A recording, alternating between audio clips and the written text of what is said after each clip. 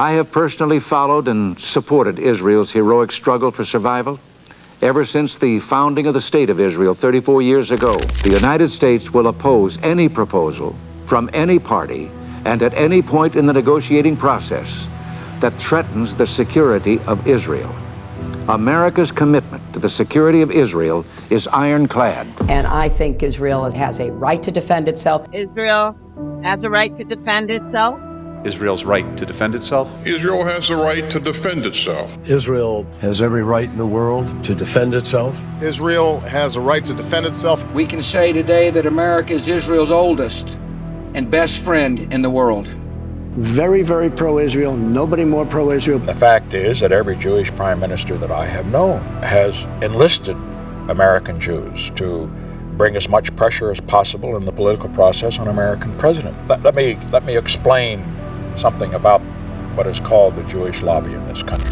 Jews, understandably in the United States, are going to put first priority on the survival of Israel. As good Americans as they are, they believe that America's survival is directly related to Israel's. Their belief is that being for Israel first means that does not mean you're putting America second. An American president, however, has to approach it in a different way, in my opinion. An American president must make a decision that does not, in effect, give the Israelis a blank check.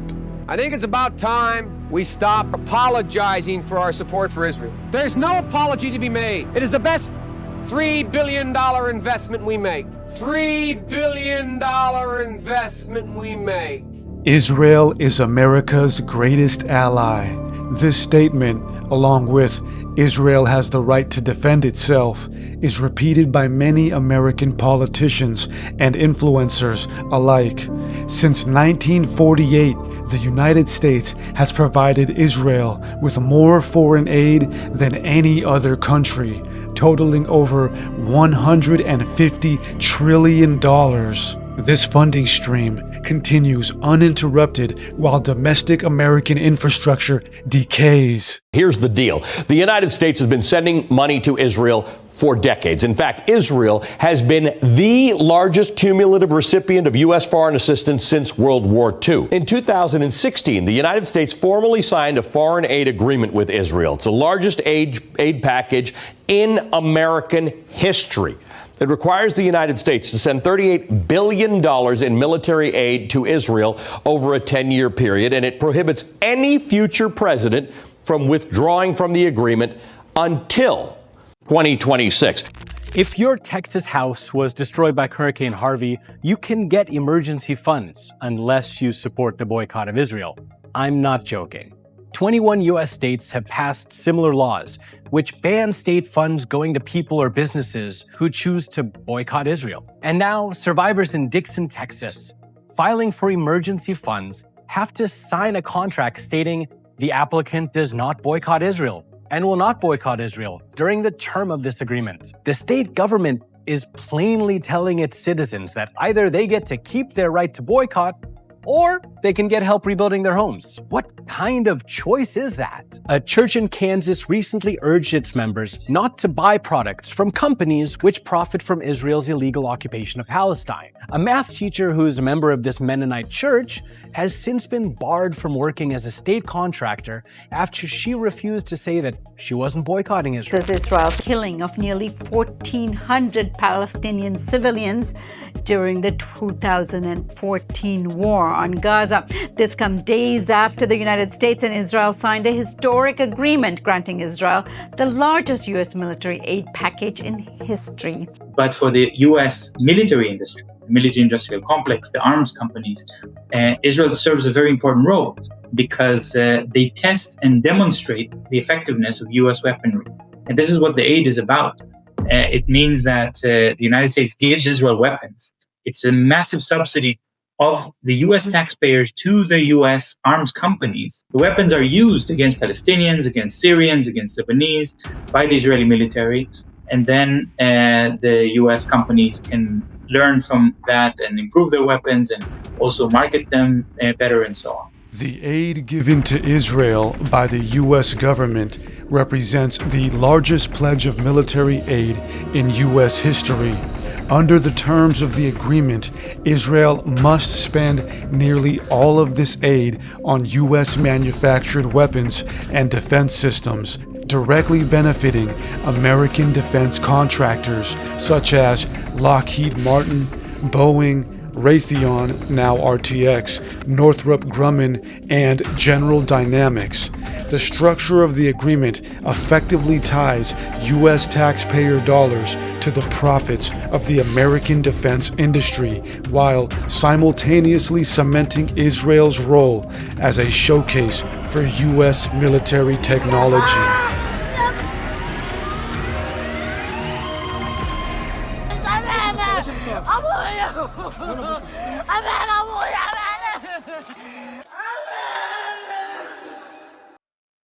But we have to do what we have to do. We make the best weapons in the world, and we've got a lot of them. But so many that Israel became strong and powerful, which ultimately led to peace. That's what led to peace.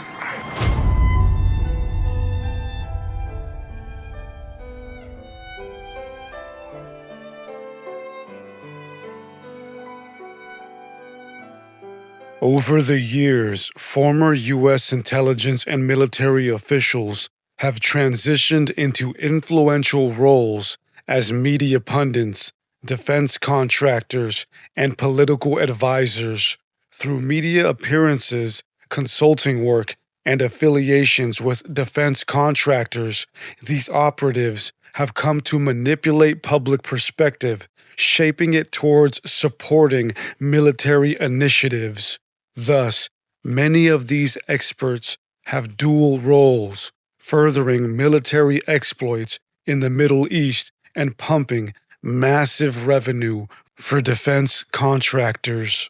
All right, let's turn to Jeremy Bash. Jeremy Bash, former chief of staff at the CIA and the Defense Department, the former chief of staff to Secretary Leon Panetta at the Pentagon and the CIA. He's a former chief of staff at the CIA and the Pentagon, and now an NBC News analyst. You can expect the Israelis to retaliate, and the Americans will be ready. Retired four-star General Jack Keane, Fox News senior strategic analyst, former vice chief of staff of the Army, and chairman of the Institute for the Study of War. This is a very different operation. It's going to take some time. It's going to require some patience. And we're going to have to give Israel our backing, because there'll be calls as soon as casualties start to mount for a ceasefire. That is not what the Israeli government is about. They are about eliminating this terrorist network once and for all. To get somebody to blow up a bus full of children or a building full of innocent civilians, you have to grind it into their minds. You have to wash their brains and tell them there is a higher cause out there. It's religious, ethnic, racial, whatever. And for that higher cause, you can disregard all the normal rules of morality. Joining us right now is Admiral James Stavridis. He is retired U.S. Navy admiral and a former NATO Supreme Allied Commander. He's now Carlyle Group Global Affairs Vice Chair and an NBC News Chief International Analyst. I would say we need to stand very strongly with Israel. That's in our best long-term interest.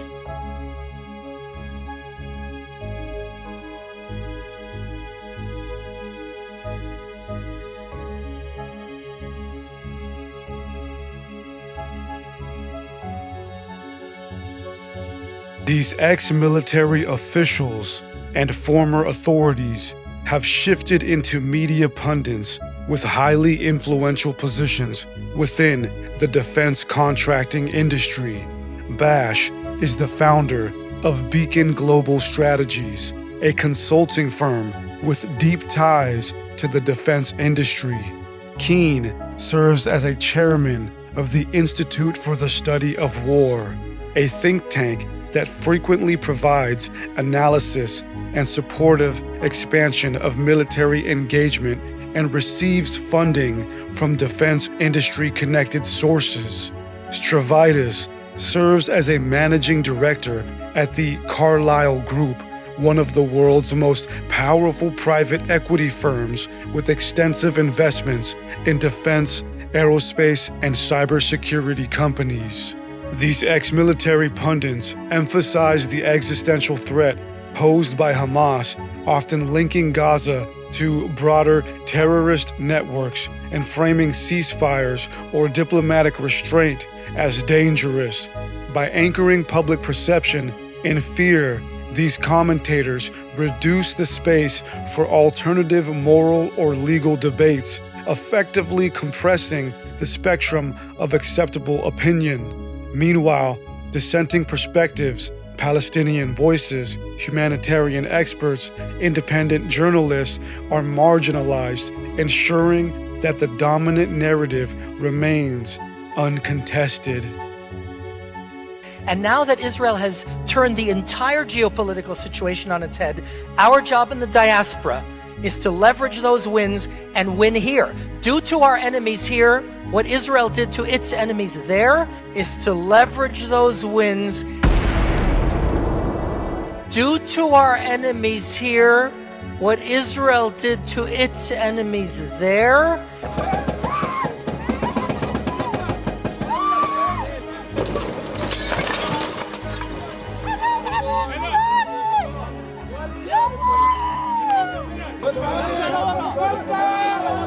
So after 20 years of service in the military, yesterday I got pulled into an officer's office and counseled for posts that I have on my social media. They told me I'm under investigation as a threat to national security. And the proof they gave me are anti-Israel posts. I was arrested for holding up a banner that these people are holding up. I oppose genocide, I support Palestine action. I've been charged under the Terrorism Act, Section 13. Miss Rachel was just crowned one of the most people of 2025. And if you're like, wait, Miss Rachel, the one who wears overalls and sings educational songs for kids, that one? Yes, that one. Constantly posted about how no child, no matter where they are, should worry about hunger, bombing, illness. ET has confirmed Melissa was fired after causing intense backlash for social media posts accusing Israel of, quote, genocide and ethnic cleansing, while calling Gaza a, quote, concentration camp. Susan Sarandon is another actress fired for comment on the Israel-Hamas war, dropped by high-power talent agency UTA after a speech triggered fierce and immediate backlash. You don't have to be Palestinian to stand with the Palestinian people. And one question I have for you, Glenn, is a lot of young American and conservatives are starting to notice that Israel has an overwhelming lobby over the United States government, and we have unconditionally supported them. We have fought their wars in the Middle East. Bibi Netanyahu came to our Congress in the 90s, told us a list of countries that we need to take out. Some were Syria, Iraq, Iran, Libya, etc. Through those wars, we have lost trillions of dollars. We have lost American servicemen. And the worst part I think about it is the fact that millions of refugees are coming to the Western world through America and Europe, are degrading our cities, destroying our Western values. You're talking about the stuff they don't teach in school? You're talking about one thing they don't teach in school? They don't teach about the USS Liberty, where Israel literally came, blew up an American ship because they want us to get in their war with Egypt, and they don't teach that in school. I mean, I'm just saying. I have a question. Why is there this societal taboo around criticisms of Israel? For example, AIPAC doesn't have to register as a foreign lobby, but like the Australia lobby does. Don't blame Israel. Blame our own politicians if they act upon it outside of the United States' interest. If you reject Judaism, you reject Christianity. If you reject Judaism and Christianity, then you reject the American founding based on the Judeo-Christian values and belief system. You're going to have to come through me and millions of people just like me, and you're not going to make it. You think your stupid little podcast or your little TV show is going to change the world? Like hell it is. Not if I and everybody else have something to say about it. The Israel lobby, most prominently represented by the American Israel Public Affairs Committee, AIPAC, functions as one of the most powerful and disciplined lobbying forces in Washington. AIPAC exerts influence primarily through campaign financing networks, candidate endorsements, coordinated donor pressure, and constant access to lawmakers, ensuring broad bipartisan alignment with Israeli state interest. This influence shapes not only legislation and military aid, but also the boundaries of acceptable political discourse, where criticism of Israel policy, particularly regarding Gaza, is often framed as politically risky or disqualifying. Rather than relying on secrecy, AIPAC's power operates openly through structural incentives. Politicians who comply are rewarded with funding and institutional support, while dissenters face electoral challenges and reputational attacks. The result is a manufactured consensus in which U.S. policy toward Israel appears unanimous and inevitable, even when it conflicts with public opinion, international law assessments, or humanitarian reporting. There are very few lobbies working the corridors of Capitol Hill with as much clout as AIPAC, the American Israel Public Affairs Committee.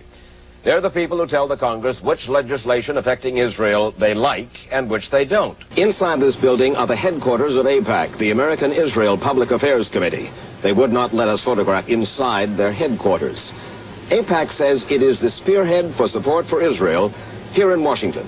So we have tons of lobbyists, foreign countries' lobbyists that come to Washington, D.C. Pretty much every country has some sort of representative. They have an ambassador they send to Washington. It's naturally in their interest. We can understand that.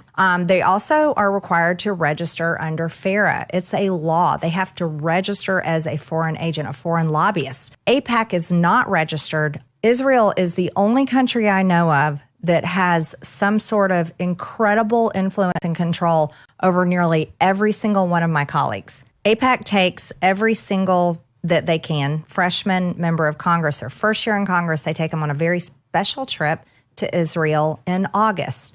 August is our recess. It's our month-long district work period. That's Dems and Republicans, or just Republicans? They take both of them. Oh. Yes, and they invite pretty much everyone, to my knowledge.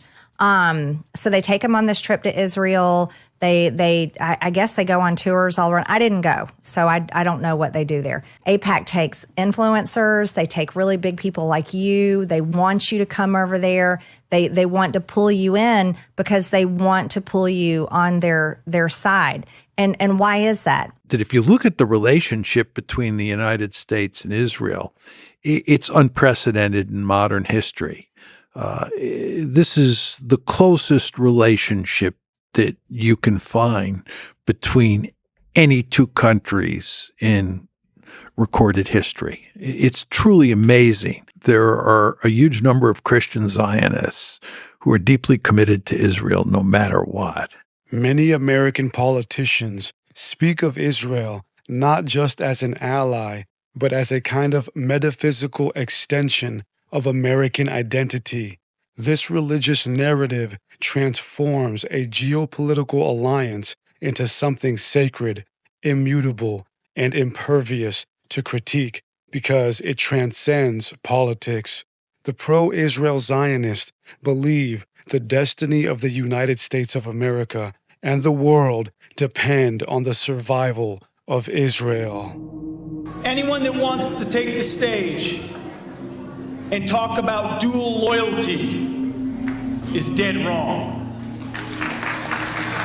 What this organization represents, what Western civilization represents today, is an understanding that Zionism and Americanism are the front lines of Western civilization and freedom in our world today. I say as a Christian, it should be mandated to go to Israel before you get to heaven. We moved the capital of Israel to Jerusalem. That's for the evangelical. You know, it's amazing with that. The evangelicals are more excited about that than Jewish people. That's really, right? It's incredible. This may be the most important prophetic spot in the entire Bible because the final act of the book of Revelation is going to begin right here at this place. The horrific multinational fighting this preacher is describing is the Battle of Armageddon, which is supposed to happen right here, just as soon as Israel is a fully Jewish state. Which is why a bunch of Christians in Texas have become the most fervent Zionists on God's green earth. There are close to 70 million evangelicals in America versus less than 14 million Jews worldwide. And given that roughly 80% of these Christians support Israel, that makes American Christians the largest pro-Israeli voting bloc in the world. The bloodshed and escalation of war that we have seen as of recently has been prominently justified because of biblical prophecy. The people in power today and the missions that they have are more than surface-level political plays. They are agendas that have been planned for millennia.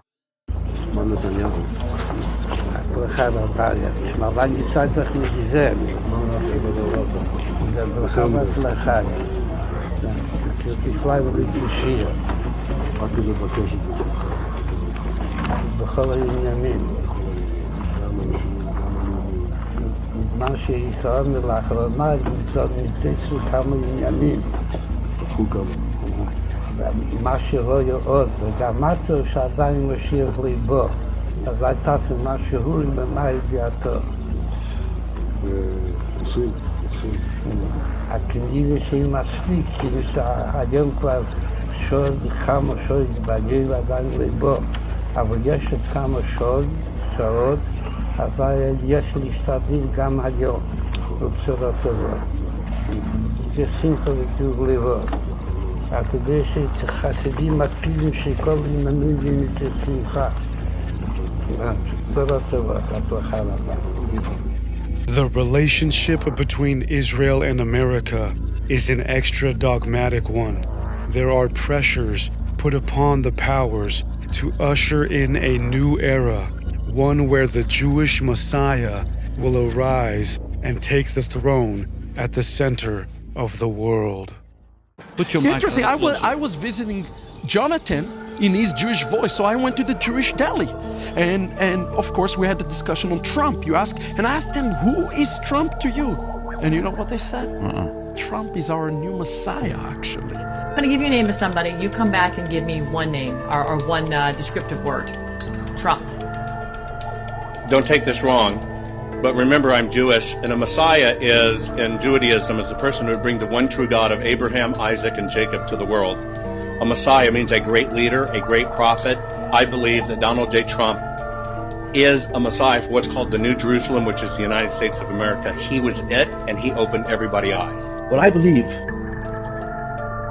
is the one who's going to switch from Yahweh to Yahweh is Donald Trump. He will turn America from Yahweh to Yahweh, because everything he says indicates that. He's going to really be a tremendous president in the United States. Tremendous. He's going to stand up to all the nations of the world. He's going to side with Israel when he realizes that they cannot make peace with Israel, as I've said before, because it's theologically impossible. And that's why I believe, remember I said that the Gematria of Donald Trump is Gematria Mashiach ben David? You know what that means? He, I believe, is the Mashiach of Edom. But Mashiach is nothing more than an anointed one, right? That completely reverses the order of something. Trump, I believe, is the Messiah of Edom, of Esau. And therefore, he will take them from Yahweh to Yahweh, from someone who afflicts Israel to someone who will assist them. And believe me, he's going to be fabulous with the Jewish. What I believe is that, this is a quote from him, he says, what I believe is that the one who is going to switch from Esau, from persecuting the Jews, to Esau, who is serving the Jews, is Donald Trump. Rabbi Kessin claims he is going to purify Edom. This is the greatest president for Jews and for Israel in the history of the world, not just America. Trump's the best president for Israel in the history of the world. And the Jewish people love him like he is the king of Israel. They love him like he is the second coming of God. I am the chosen one. I am the chosen one. You know, there are prophets that say the world will come to an end in the Middle East. You know that, right? And I got to tell you, the turning point of this election is when Donald Trump and I stood by the grave of and there's a picture of me and Donald Trump making prayers, at the grave of Rabbi Menachem Mendel Schneerson. That's the moment when this election was decided. Of course. Pure Zionistic laser power. That is when this election turned Boom. Check out the polls. October 7th, 2024. I will curse those right who curse you. Yeah. Correct. There you go. God coming through once again. I had a going theory that I told some friends before this, that God definitely wants Donald Trump to win. I've been saying this for a while, that God clearly wants Donald Trump to win. The numerical value of Donald Trump is the numerical value of Messiah, son of David. So the Messiah, son of David, which is like, the Yeshua, Jesus at his first coming came as the son of Joseph, the one who was rejected, like Joseph was rejected by his brothers. So he came as the Lamb of God. When he returns, he's coming back as the son of David. He's called the son of David in the New Testament. It's a messianic title. Messiah, son of David has the same numerical value as Donald Trump. A shooter's bullet narrowly missed Trump's head during a rally in Butler, Pennsylvania. That gave his followers all of the confirmation they needed to fully deify Donald Trump, to thrust upon him the mandate of heaven itself. I'm not supposed to be here tonight. Here we are tonight, all gathered together. We live in a world of miracles. No matter what dangers come our way, no matter what obstacles lie in our path, we will keep striving toward our shared and glorious destiny. Proverbs 28 reads, "The wicked flee, though no one pursues. But the righteous are as bold as a lion." And that truly epitomizes Donald Trump. If you didn't believe in miracles before Saturday, you better be believing right now. 2 days ago, evil came for the man we admire and love so much. I thank God that his hand was on President Trump. I have no doubt that God lowered a shield of protection over President Trump. God Almighty intervened because America is one nation under God, and he is certainly not finished with President Trump.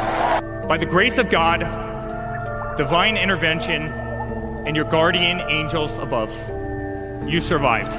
What I see here is, let's set aside the religious, you have a classic cult and a classic authoritarian or fascist party movement here. They're using this moment to combine the elements of a tradition of cultism and fascism with, which I think is sacrilegious, with basically religious overtones. I mean, that's why some of his own party members sarcastically call him Orange Jesus behind his back. It's very dangerous and very scary and absolutely absurd given the moral content of Donald Trump. Journalist Jonathan Larson reports that U.S. troops were being told that the U.S.-Israeli attack on Iran was in preparation for Armageddon and also the return of Jesus. A combat unit commander told non-commissioned officers at a briefing Monday that the Iran war is part of God's plan and that President Donald Trump was anointed by Jesus to light the signal fire in Iran to cause Armageddon and mark his return to earth. I stand for biblical principles all the way, and so doesn't he. He does not lie. He tells the truth. But he is coming again, and he is coming to Jerusalem. And we are in the end times. We are in the end times. Christian Zionists are the prominent force for Israel's economic and political backing. But do these Christians and Jews really believe in the same ideals? Do they even believe in the same God?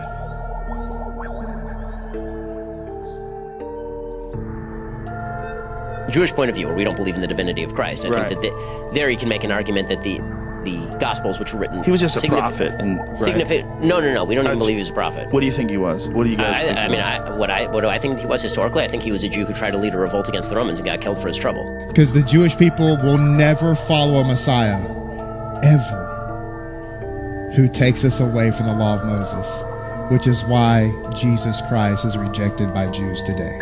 But even if you say, I don't care if he made a whole new world out there with a new moon and it like suddenly appeared next to our earth. we still wouldn't believe in him. You know why? Because even if he does the greatest miracles but leads us from the Torah according to the Bible, he's a false prophet. Why the Jews reject Yeshua? Because Yeshua was a heretic Jew that pretended to be God, and because of that, he is in Gehenom, he's in hell, and he will never come out of there. The Messiah for us is a person. It's not a deity. It's not, a demigod. But let me ask you a question, okay? Uncle, do you believe the same God as him? Do you believe the same God as him?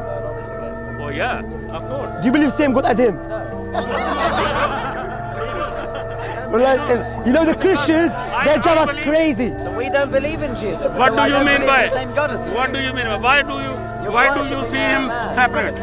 Have you ever read the New Testament before? I did. I don't need to because I have my own religion. I'm 1,000% set. For a Jewish person, you certainly should read your own roots. Otherwise, it makes absolutely zero sense. Because you're Jewish, you should learn about your own roots first. I'm a Christian. I'm from a family that have become a Christian at the age of 29. And I feel my mission because I believe I'm Catholic today. That I come because I love very much my people. And I do these books so that all the Catholics can know the rules, where they come from, they can know. But if someone was born a Jew, he is a Jew for all his life. Yes, I know. And he cannot change it. He can make only his life more complicated. No, my life is much better today. Miserable. My life is not miserable today. If someone is thinking about his illness, that is a healthy thing, that is only a sign that his illness is more possible and needs a gerison, a treatment as soon as possible. Pray for me, but I am very glad, because for me, Jesus Christ is the Messiah. Yeah, as I said before, that your illness is much deeper than you imagine and I imagine. To recover from his deep illness, and as soon you do it, as soon as Mashiach will come. The real Mashiach. The real Mashiach. The Jewish elite need America to fulfill their prophecy. But that prophecy doesn't benefit the world. It benefits them. There will never be peace. It is fundamentally impossible to consolidate the three major Abrahamic faiths of Christianity, Judaism, and Islam. For one to gain supremacy, the other two must be subjugated and or destroyed. However, it's all preposterous. Among the three major faiths are a myriad of denominations which do not agree upon what is the considered true definition and or tradition of their faiths. There is no escaping the devastation of war and conflict destined because of this. It's clear to me that this has nothing to do with religion and the return of a Messiah. It has all to do with a centralization of power. As humans, we've only been here for a short time, and in that short time, we have had many civilizations with varying religious beliefs. But among all of it, the only real progress that has ever been made is the progression of centralizing power. The more advanced the world becomes, the more intense the divide between the state and the people becomes. Preservation of power is the true motive behind all major organizations, whether instinctive or deliberate. This is what the elites are constantly after. Biblically speaking, we have no choice but to stride into what will eventually be a final doomsday where all powers collide. But before then, there will be a complete takeover of the world by a centralized power known as the Mark of the Beast or the Beast System. Looking at the situation plainly as a human of Earth, I can see that it's all a farce. There will be no final war. There will be no return of a Messiah. There will only be a continuation of a tightening centralized power. The constituents of this process will rationalize the agenda with whatever they can to keep it going, using religion, politics, culture to ensure the achievement of total control.